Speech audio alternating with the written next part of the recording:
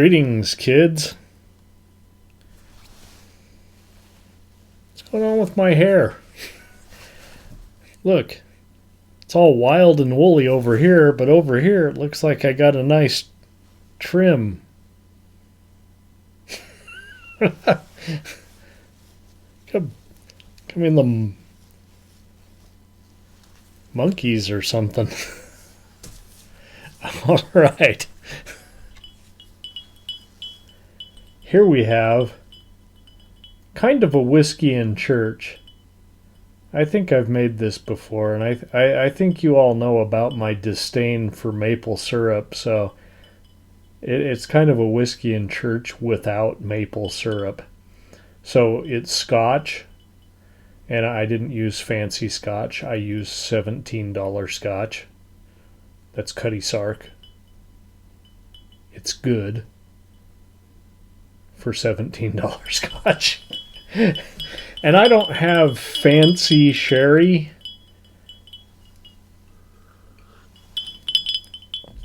Oloroso sherry or whatever. I just got Christian Brothers, okay?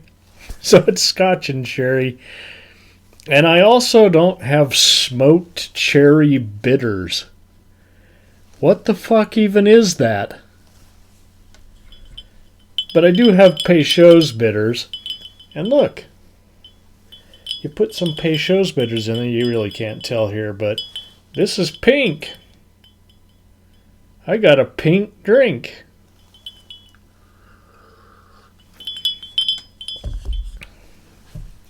And it's good. You know, I could put honey instead of maple syrup, but I almost think making this sweet would take away from the nuttiness of the sherry.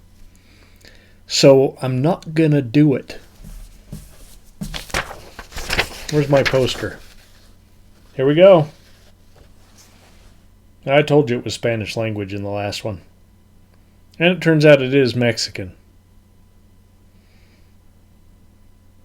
I'm not even going to attempt to butcher that name. It's the... Yeah. Should I give it a try? El Pantano de las Animas. Yeah, I don't know.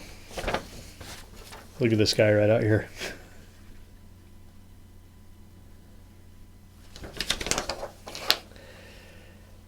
Gaston Santos. Yeah. Real de Plata con Manola Saavedra. I don't know. Eastman color. I'll try to emulate that in the review.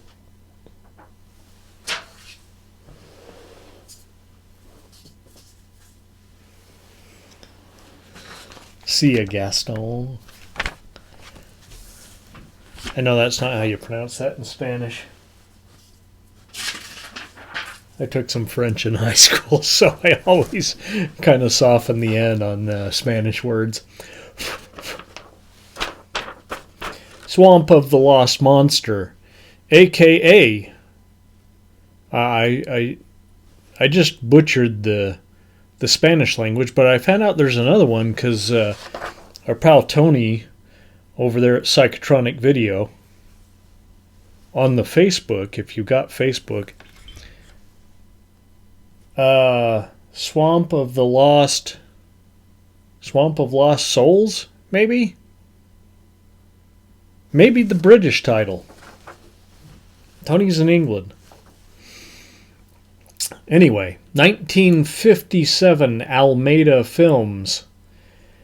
And I'll note that the American release was in 1965, which was a good year, because that's the year I was born. Directed by Raphael Baldion. Starring bullfighter / actor Gaston Santos. Y'all know him, y'all love him.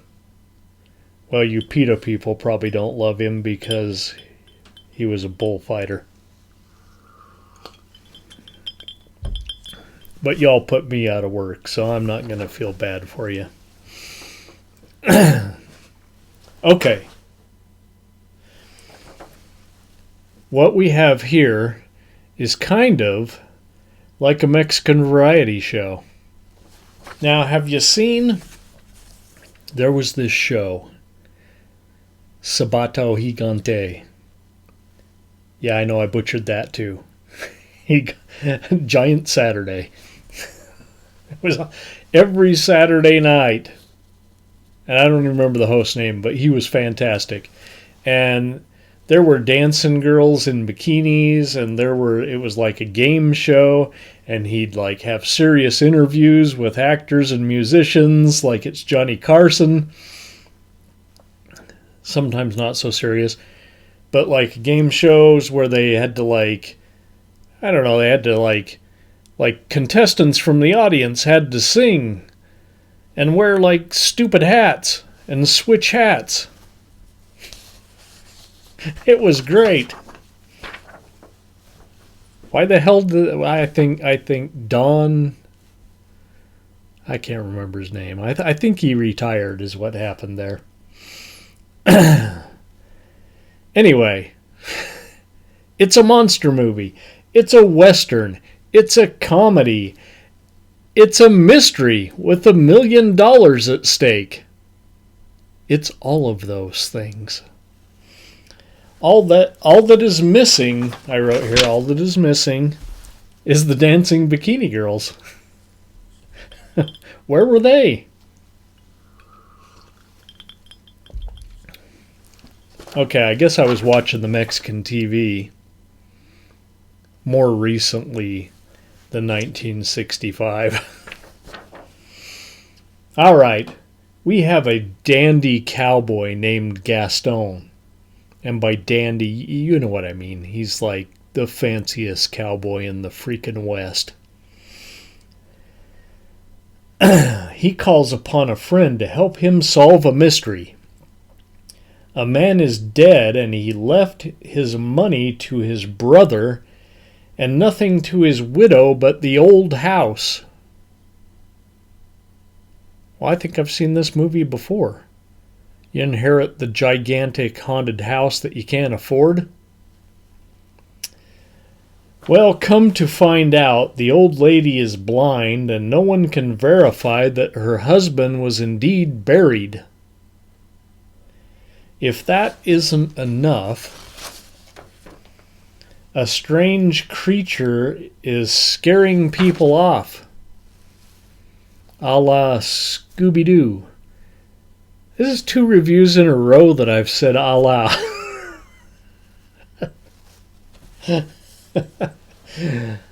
But yeah, seriously, this is starting out just like a Scooby-Doo episode. There's a mystery, gang. A creature that looks strangely similar to the creature from the Black Lagoon. 1957. Hard to imagine. What were there, 2 creature films out by then? Coincidence? Yeah. Well, while Gaston sits atop his dancing horse, okay, dancing horse.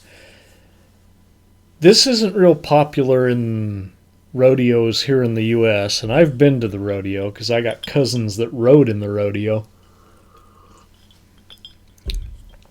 But yeah, dancing horses wasn't a big thing in any rodeo I went to, but apparently in Mexico, dancing horses is a thing.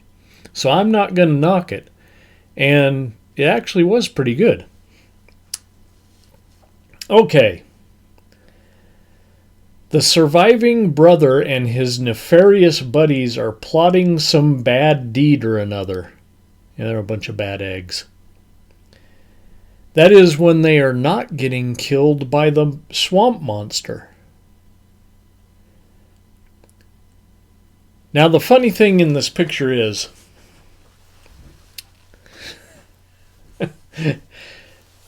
we're dealing with a fairly low budget. I mean, this is color in 1957, but the underwater sequences are better color than the on-land sequences.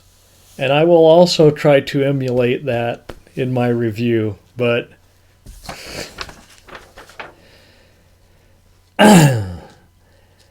the on-land sequences are all kind of a warm orange, like sepia, like an old Polaroid picture that's been sitting out and, faded and orange.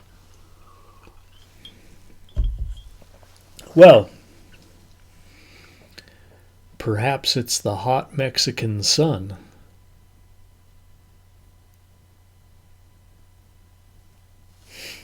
I don't know.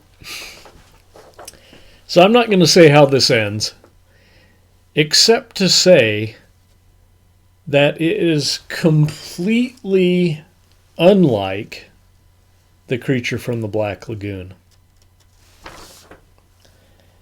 Okay. Let's wrap this up. This was just too much Western and not enough suspense. Way too much horse dancing. we literally spend, I don't know, a third of the movie watching Gaston on his dancing horse. Maybe in Mexico that was like the greatest thing ever and like what you wanted to see in every movie. I suspect more that what you wanted to see in every movie was a Mexican wrestler with his mask. It might have helped here. If Santo showed up and helped Gaston and we spent less time on horse dancing and maybe throw in a little wrestling, now we're talking. There's your picture. Okay, whoever's out there in Hollywood,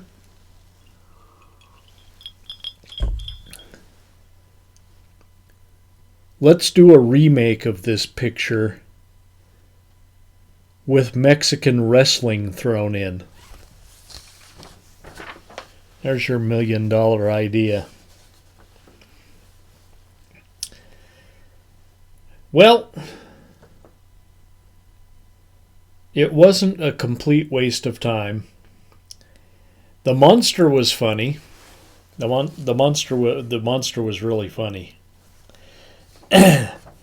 And the scene where the bad guys fall from the hayloft into the hay over and over again. Yeah, that was pretty humorous. Like Charlie in a Charlie Chaplin, Buster Keaton kind of a way. But I compared it here to Swamp Women, but I don't have that handy. These were once written and on a website, so we're just going to go for it here. Right here.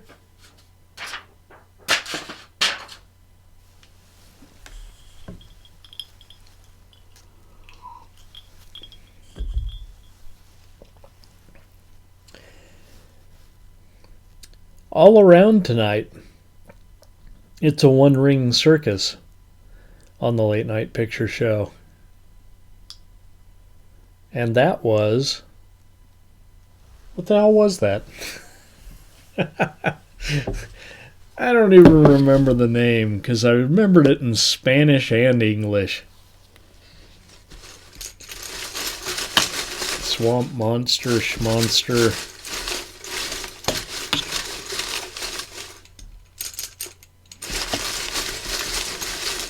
We're stirring it up here tonight.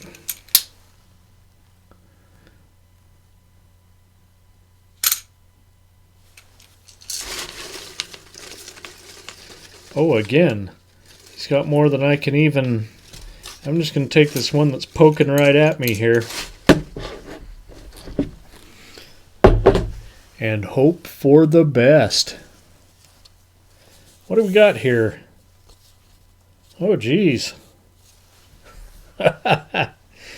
Next week we're going to have a double feature that features one thing that I don't have: brains. It's a brain double feature.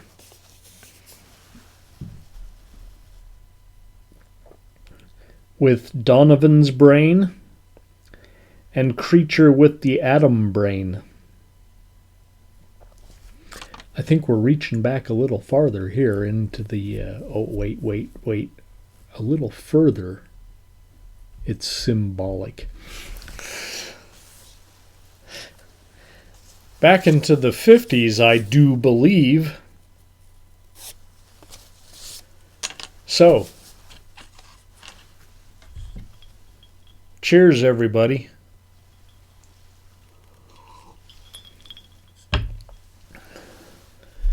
And join us next week for our brain double feature with Donovan's brain and Creature with the Atom brain. Now, if you liked what you saw, give me a thumbs up. If you hated it, give me a thumbs down. Leave some comments. Subscribe. Ring the bell so you don't miss anything. You wouldn't want to miss the late night picture show and not know what to watch yourself.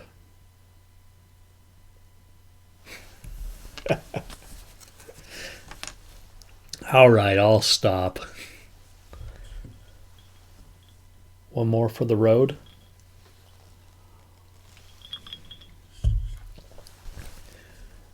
Good night, kids. See you next week.